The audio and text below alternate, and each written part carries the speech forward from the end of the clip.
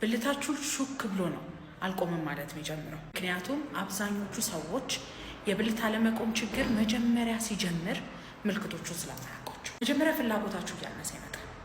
ግንኙነት እጅ እያላችሁ ይመጣል። ከዛ በኋላ ቀስ ብሎ የመጀመሪያ ዙር ጥሩ ያገለግላችኋል። ከዛ ሁለተኛ ዙር እምቢ ማለት ይጀምራል። ሰዓት ማርፈድ ይጀምራል።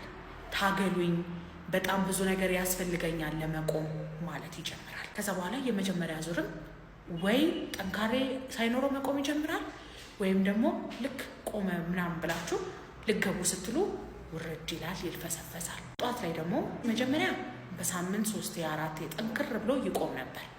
ከዛ በኋላ ጠንካሬ እያጣ ይመጣል። ከዛ በኋላ በሳምንት 1 ቀን፣ በ2 ሳምንት 1 ቀን እያለ የሚቆምበት ሰዓት እየቀነሰ ይመጣል። ከዛ በኋላ ድርግምግም ብሎ ይላል። ገና ፕሮሰሱ ላይ ያለ ገና ድርግምግም ብሎ ሳይጠፋ በፊት ህክምና መጀመር የህክምናውን ሰክሰስ በጣም ከፍ ያደርገዋል። እነዚህ ምልክቶች እያያችሁ ከሆነ መታችሁ ተመርምራችሁ ህክምና እናስጀምራችሁ።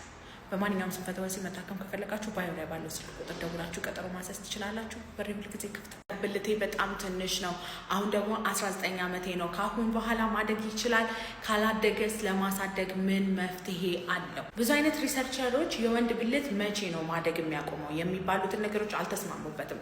አንዳንድ ሰዎች ከ16 ዓመት እስከ 19 ዓመት ይላሉ፣ አንዳንድ ሰዎች 17 እስከ 20 ይላሉ።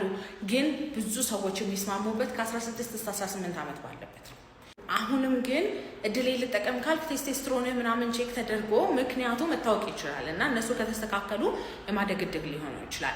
ግን 19-20 ዓመትን ካለፈ በኋላ ብዙ ጊዜ ብልት እንዳለው ነው የሚቀመጠው፣ የማደግ ቻንስ የለውም። ከዛ የሚያሳድግ ምንም አይነት ህክምና ደግሞ የለውም።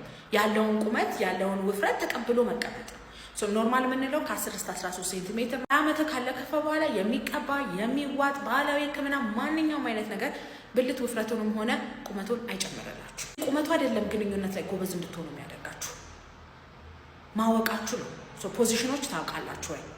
ሚስትን ማርካት እንዴት እንደምትችሉ ታውቃላችሁ ወይ? ብልታችሁ ቁም ስትሉት ይቆማል፣ ጨርስ ስትሉት ይጨርሳል ወይስ ከቁጥጥራችሁ ውጭ የሆነ ነገር ነው? ይልፈሰፈሳል፣ መሀል ላይ ይጨርሳል ቶሎ። እንደሱ አይነት ነገሮችን እሱ ብልት የማይቆም ከሆነ የቶሎ የሚጨርስ ከሆነ ምናምን የዛኔ መታችሁ ማስተካከል እንችላለን። በማንኛውም ስንፈተ ወሲብ መታከም ከፈለጋችሁ ባዮ ላይ ባለው ስልክ ቁጥር ደውላችሁ ቀጠሮ ማሰስ ትችላላችሁ። በሬ ሁልጊዜ ክፍት ነው።